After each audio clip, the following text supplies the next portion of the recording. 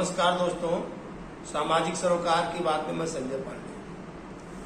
आजकल आप मीडिया में जो हमारी एक खबर चल रही है, करीब करीब हर चैनल पे चल रही है, आप सभी देख रहे होंगे कि जो श्रद्धा मर्डर कांड चल रहा है, तो दरअसल ये घटना वसई से शुरू होकर के और देश की राजधानी दिल्ली तक खत्म होती है। इस पर सभी लोगों ने अपने अपने विचार रखे और इसके कारण क्या है। जो घटना हुई तो दरअसल क्यों हुई, हमारे सामाजिक ताने बाने में क्या दिक्कतें आ गई, सभी के बारे में बहुत ध्यान से सोचने की जरूरत है, और ताकि ऐसी घटनाओं की पुनरावृत्ति न हो। और ऐसी घटनाएं हो क्यों रही है। जहां तक हमें लगा कि ये जो पाश्चात्य शिक्षा है, ये उसकी कहीं न कहीं मेन वजहों में से एक है। अब आप देखेंगे, जब से ये शिक्षा का प्रसार प्रचार हुआ, तब से लेकर के हमारे वहाँ जो हमारी संस्कृतियां थी, जो हमारे वहाँ संस्कार बच्चों में दिए जाते थे, वो करीब करीब गायब हो गए। अब सिर्फ और सिर्फ व्यापार दिया जा रहा है। तो जो बच्चे संस्कार विहीन होंगे, तो वो उनको इस बारे में जरा सा भी, जैसे जो हमारे वहां की सनातन संस्कृति थी, जिसमें सिखाया जाता था कि नहीं, बच्ची हो बच्चा हो जो भी हो, माता पिता का सम्मान करना चाहिए, और माता पिता भी अपने जो उनके कर्तव्य थे बच्चों के बारे में ध्यान देना, सब लोगों ने अपने अपने कर्तव्यों से कहीं न कहीं मुंह मोड़ा है। उसके लिए जितने बच्चे जिम्मेदार हैं, उतने उनके गार्जियन भी जिम्मेदार हैं। जैसे अब जो सामाजिक ताना बाना था, हमारे वहां की जो अदालतें थी, लोग मानव अधिकारों के प्रति ज्यादा जागरूक हुए। तो जब ज्यादा जागरूक हुए तो उनमें मैं आपको कुछ एक चीजें थोड़ा सा बताऊंगा। उसमें कुल मिला जुला करके सामाजिक मूल्यों का पतन हुआ। जैसे हमारे वहां की ऐसी कोई सभ्यता नहीं थी कि कोई भी लड़का हो लड़की हो बिना शादी के रह सकता है। अगर कभी पहले ऐसे सुना जाता था तो उसकी समाज में घोर निंदा होती थी। अभी लोग बड़े आसानी से कहते हैं कि वो लिव इन रिलेशनशिप में रह रहा था। ये लिव इन रिलेशनशिप क्या होता है, आप ही बताइए। दो युवा लड़के और लड़कियां बिना शादी के एक साथ कैसे रह सकते हैं? ये सभ्यता कहां से आई? हमारे वहां ये सभ्यता कहां से आई? और इसको हमारे यहाँ की अदालतों ने भी मान्यता दे दी। अभी आप देखेंगे कि इसी में समलिंगी व्यवहार, लिव इन रिलेशनशिप, तो ये जितनी आजादी की बातें हुई, ये कहीं न कहीं पाश्चात्य सभ्यता से ही जुड़ी हुई है। और ये चीजें जब आगे आएगी तो उनका हश्र ऐसा ही होगा। हम जो भी है, सभी लोग सिर्फ आफताब को दोषी मानते हैं। तो मैं तो कहता हूं कि सिर्फ आफताब ही इसमें दोषी क्यों है?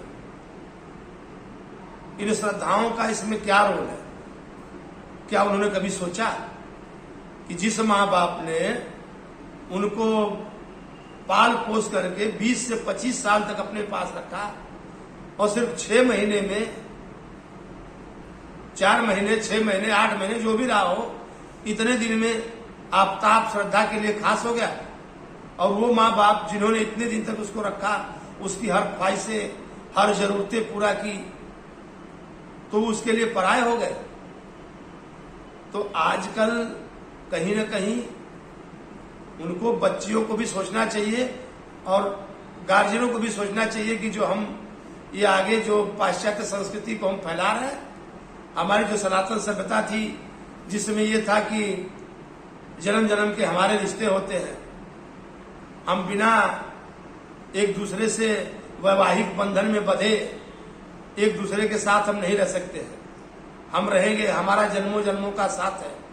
हम एक दूसरे के, यहां तक कहा गया था कि दोनों हम एक दूसरे के बिना अधूरे हैं।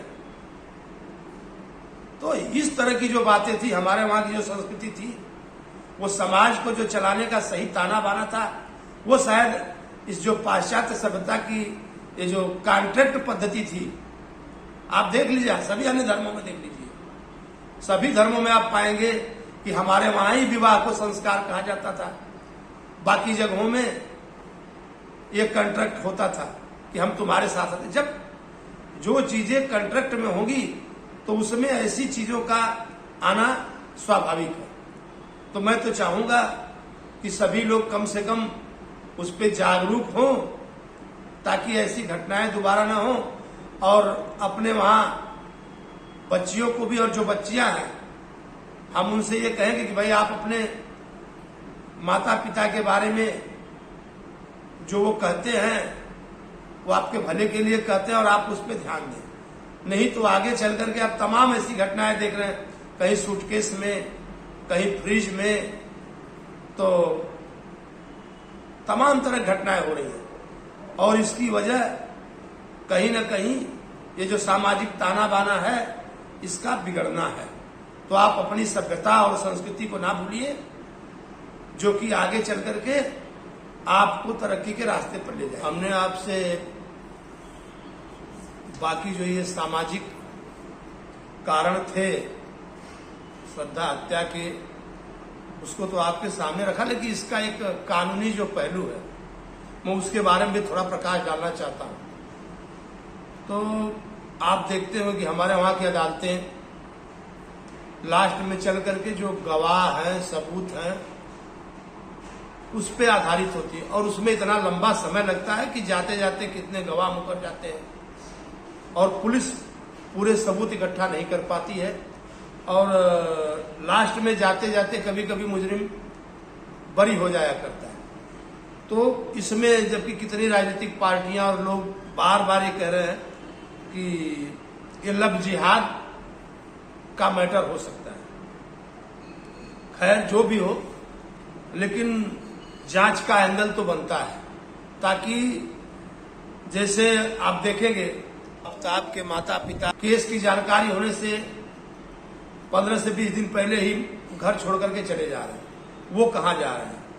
तो क्या इसके पीछे उनका भी हाथ है? किन किन लोगों का हाथ है इसके पीछे? क्या आफ्ताब का ये जो काम था उसका यही काम ही था? क्योंकि तमाम लोग बता रहे हैं कि उसके और लड़कियों से उसके बाद भी रिलेशन थे। तो पुलिस को कहीं न कहीं इन सभी मामलों पर और उसकी हर एंगल से जांच करनी चाहिए, ताकि लव जिहाद का मैटर हो या उसके माता पिता उसमें संलग्न हो, और जब तक इन सभी बातों पर ध्यान नहीं देंगे तो फिर जाकर के आगे ये जो मामला है कोर्ट में कहीं न कहीं कमजोर पड़ जाएगा। तो आप सभी अपनी इस पर क्या राय रखते हैं उसको बताएं और हमें जरूर अपने कमेंट में लिखें।